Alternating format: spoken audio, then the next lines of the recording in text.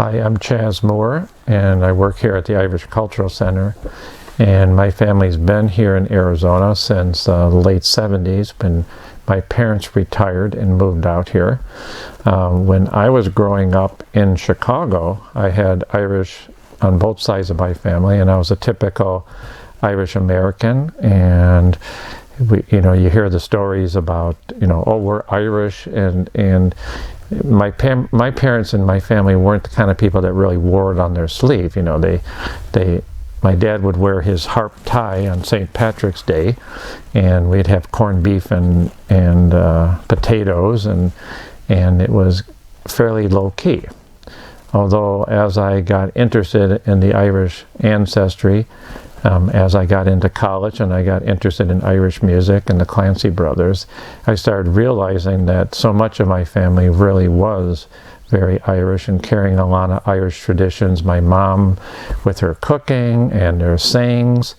When I grew up, both sides of my family played music in Chicago, so I was exposed to a lot of stuff like the kind of stereotypical Irish American music, Irish Arthur Smiring, Bing Crosby, and later on I got interested in more traditional music. But as I started doing genealogy with my father, I've been tracing both sides of my family, but really kind of concentrating on my surname, on the Moores. And so what I heard is that, oh, well, we're from Chicago, and originally we're Irish. And that's about all they knew, and that's all I ever heard until I started doing the genealogy. And on my dad's side of the family, I've been able to trace back the Moore surname as well as several of the other great-grandparents, and realizing that almost everybody on both sides of the family came over during the Famine era. Now, what I found about the Moores is as I go back in time, my dad grew up and was born in Chicago, grew up in Chicago, and then worked for Sears and eventually ended up in Milwaukee. And before that, his grandfather was born in Chicago and was working for a plumbing company or a heating and cooling company, and never really talked about much more further back than that. And so then I find out that my great-grandfather Moore was a Chicago policeman who had grown up on a farm outside Chicago, and that his father was the Irish immigrant who had come over from Ireland. So that would be my great-great-grandfather William Moore, who I've now traced back to County Offaly. And by doing a lot of work over, my dad and I have been working on this for 40 years now, finally traced him back to eastern Offaly, out in the area of the Bog of Allen. And it's where it now has a very well-developed wind farm there, and find out that there's an interesting family history that is tied to the bog. And as I got back there and started meeting people and doing some more research, find out there were quite a few Moores back there in Griffith's valuation. And I'm not going to go into detail, but I found out that there's quite a few that had stayed on, but now almost everybody has moved on or died in that area. But I was able, by doing a lot of interesting research that I won't bore you with today, to find the exact plot of land that was in the bog, and then go and talk to the 90-year-old man across the street there who knew the whole history of the area there, was the real storyteller, and talking about, oh yeah, I know those Moores, yeah, they were the ones that never paid their rent on time. And it turns out that this whole area of Offaly, they were renting from the Parsons family in Burr, which was the family that had the telescope and the very major landowner in that area. And they used to have their hunting parties out there. So I'm getting that kind of story about what it was like for them. And the story that I've heard now from some of the people that still live there now that are the historians, and I wish I had the book, because a distant cousin of mine wrote a book about that whole area around the bog. And so there's a story of a Moore who was a violin player, and that was the house where, right in the middle of the bog, very removed, down a little dirt road. but it was also a safe house during the War of Independence too, and it was, you know, an area where they were operating with the IRA out there because it was so removed, and just hearing all sorts of fascinating stories about what came later for the people that stayed there. But what I'm finding about William Moore, who would have left right about the time of the famine, is just what some of the people living there now are still telling the stories that they've heard through the oral tradition. And to me, that's really taken on a whole lot of meaning as I'm saying, oh, well, it's just not this guy on this genealogy map who was born there, but oh, now I know what life was like. I know what the house was like, how they would, and in fact, I met the farmer who owns the land now, and he goes, oh yeah, well, we would get the rock over the top of the hill here, and you'd get the flat rocks to lay it down on the bog because it was so wet, and then you would construct the peat to build the walls, and then you would have the thatched roof, and just hearing the stories about what it was like and when the food was running out and what life was like. And so the story that I got was that it seemed like a whole lot of this little townland then, which is called Clonbulog, actually it's Clonavo, I'm sorry, Clonbulog is over near Edenderry, but that's kind of the nearest town, Edenderry. So, but Clonavo was the little townland that I've now traced back to. And it appears, and I haven't gotten proof of this yet, I need to do some more work, is that the majority of the townland, different families, all immigrated and ended up in Brooklyn. So that's the oral history I'm hearing.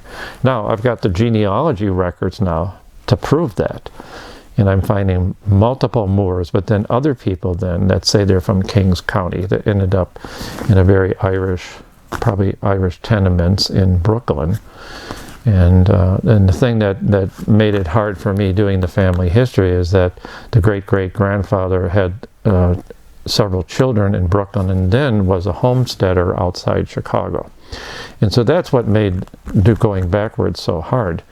But for me, just going back and actually finding the plot of land and now realizing how the house was constructed and the stories of the farmers are telling about the different families. Well, there was another Moor up the road here, and it turns out that that must be the brother of the person who owned the land, probably the father, and constructing that picture. And in the one story I've heard, which I haven't verified yet, but it makes sense from some of the records I've got now, is that there's a Jenkinson in the family there who would have been the father of my great-grandfather, great-great-grandfather, Jenkinson on the mother's side. And the story is, oh yeah, well, there was a family here who married a Protestant from over in Edenderry, and they were thrown out of the family and had to come live down in this very poor land on the bog where it was just, you know, virtually nothing there. And they somehow survived. And so that's the story that I've now had about my family, and I don't have the exact date they left. I just know when the kids were born in Brooklyn in the 1850s. So the interesting thing that happened in terms of actually pinpointing my immigrant ancestor, William Moore, who left from County Offaly, the townland of Clonavo, was very interesting. I was at a conference there at Dublin Castle for the Irish abroad, and Joe McHugh was one of the minister of the diaspora at the time. And I met him, and he goes, oh, well, my wife's from Burr, and they know the historian over at Burr. And then the next thing I know, the historian from Burr is calling me up. Oh, I know the Lady Parsons very well. I can get you into the estate there at Burr Castle. And so I then made a trip out there while I was on that trip, and she very graciously took me into this most incredible family archive where they had these huge maps that some incredible cartographer must have drawn that had every parcel of land that the Lord of Ross had rented out, and a ledger for what everybody paid. And I saw my Moore ancestor in there, and the amounts of money that everybody's being charged. And that was an incredible, and that's what I was going to try to bring down to you today. But I did find too that the Moore ancestor that would have stayed there and rented from Lord Ross would have been evicted a little bit later at the period of time where a lot of evictions were happening. And that whole parcel of land where I had gone out there and seen, you know, all the families that are shown there on Griffith's valuation were all evicted in one fell swoop. And I don't have it with me, but it's a great map because I took a picture of it. She let me take a picture. But this is something that's in an archive that doesn't exist anywhere else. And that's just, to me, that's an amazing thing. When I saw that at Burr Castle that day, I then knew exactly what the plot of land was because I wasn't quite sure before that. And then I went back and met some of the people I've already met and realized it was right across the street there. And then I met the farmer, who then told me, oh yeah, well, you know, when I was clearing the brush here, there's a bunch of rocks over there, and that has to be where the house is. So the next time I get back there, they're going to burn it all off, and I can see the foundation stones that are there, which is probably all that's left of the Bog house. And so that's how I discovered the moors of Clonaville.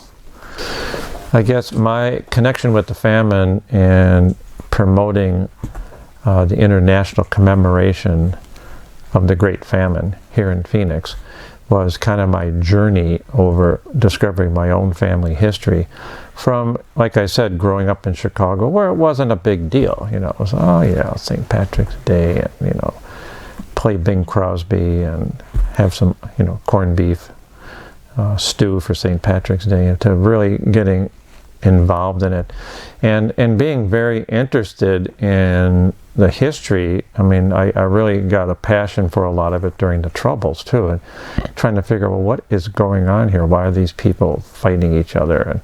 And then from there, I've kind of gone backwards. And as I learned more and more about the famine, at first it was a textbook learning of the famine. And it's kind of the facts and figures and the standard stuff you see written in every book. You know, this happened and these families were starving and the landlords did this. But going back and tracing it through my own family and getting to the plot of land where they were building the house in the bog and learning what the starvation was like for the people, just brought it all full circle and brought it home to me and made it real, to where you can personalize it and you feel it and it kind of shakes your inner core. And so now at this point, when I hear the minister speaking today about what it was like, and I've got a much deeper understanding of the political history and the social conditions, it's really formulated that in my mind, not only as a concept and a historical fact, but on a very personal level. And I think when you get to that point, you really feel what the impact was. And when Patrick, the minister today, was talking about, well, what it was like for the people that stayed behind too, you really start to feel that on a personal level. And so I think being involved in this has really done a lot for my understanding and appreciation for what not only my family's gone through, but just the population as a whole.